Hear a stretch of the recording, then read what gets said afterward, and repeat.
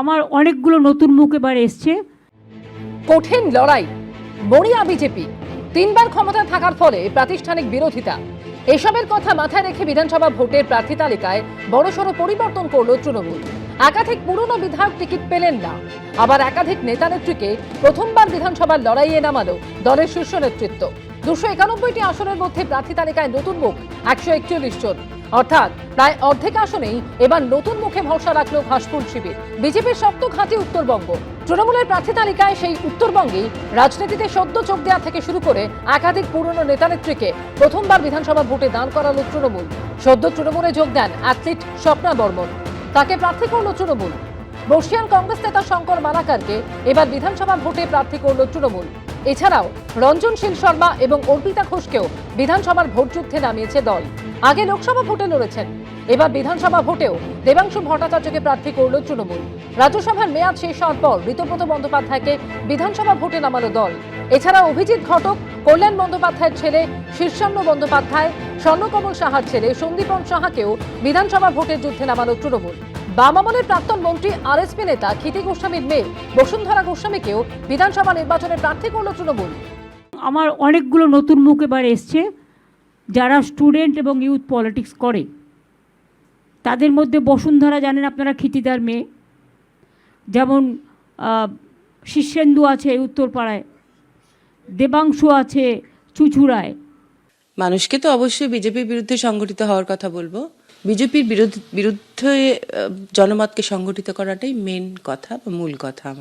আমাদের দল কিন্তু তার মধ্য গগনেও নতুন প্রজন্মকে এগিয়ে দিয়েছে।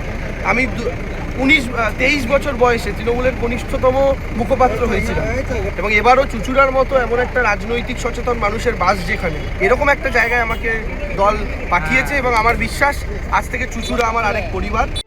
বর্তমান বিধায়কদের ওপর সাধারণ মানুষের ক্ষোভ, অসন্তোষের প্রভাব যাতে ভোটে না পড়ে, তার জন্যই কি একাধিক মুখ বদল করলো তৃণমূল শীর্ষ নেতৃত্ব। উত্তরপাড়া এর আগে 3 জন বিধায়ককে জিতিয়েছেন 2011 থেকে, এবং আমার দৃঢ় বিশ্বাস যে এইবারও উত্তরপাড়ার মাটিতে উত্তরপাড়ার ভোটাররা আমাকে ভোট দেবেন। এই 4 বছর ধরে বিভিন্ন কাজ করার পরেও আজকে আমাকে সংসদীয় রাজনীতির ভোটের ময়দানে নামার সুযোগ করে দিয়েছেন, তার জন্য ওনাদেরকে ধন্যবাদ। একদিকে যেমন বিধানসভার ভোটযুদ্ধে অনেক নেতানেত্রীকেই প্রথমবার ভোটে নামানো তৃণমূল, তেমনি একঝাঁক তৃণমূল বিধায়ক এবার আর টিকিটও পেলেন না। সেই তালিকায় রয়েছেন রাজ্যের 4 মন্ত্রীও: তাজমুল হোসেন, বিপ্লব রায়চৌধুরী, জ্যোৎস্না মান্ডি এবং মনোজ তিওয়ারি। বেলেঘাটা থেকে টিকিট দেওয়া হয়নি বর্তমান তৃণমূল বিধায়ক পরেশ পালকে। প্রার্থী তালিকায় চমক দিয়ে ওই কেন্দ্রে প্রার্থী করা হয়েছে কুণাল ঘোষকে।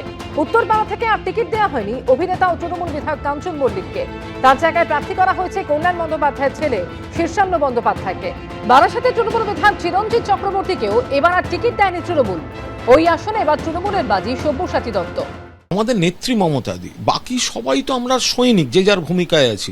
ফলে মাথার উপর মমতাদি অভিষেক, আর এই 8টা ওয়ার্ডে যে কাউন্সিলররা রয়েছেন তারা আমাকে গাইড করে দেবেন, বা দলের অন্য যে নেতারা রয়েছেন, অনেক সিনিয়র নেতারা এই এলাকায় থাকেন, তারা আমাকে বাকিটা গাইড করে দেবেন। কালীঘাটে চুরির ভাগ নেই, সেই চুরিকে মান্যতা নেই, এটাই তৃণমূলের নীতি।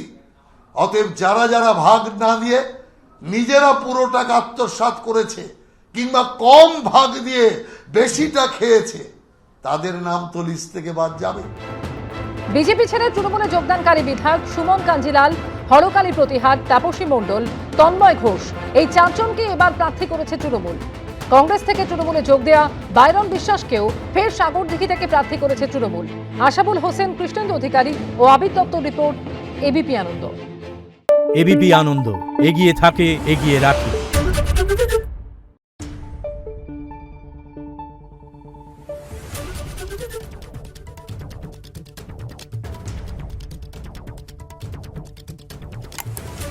Thank you.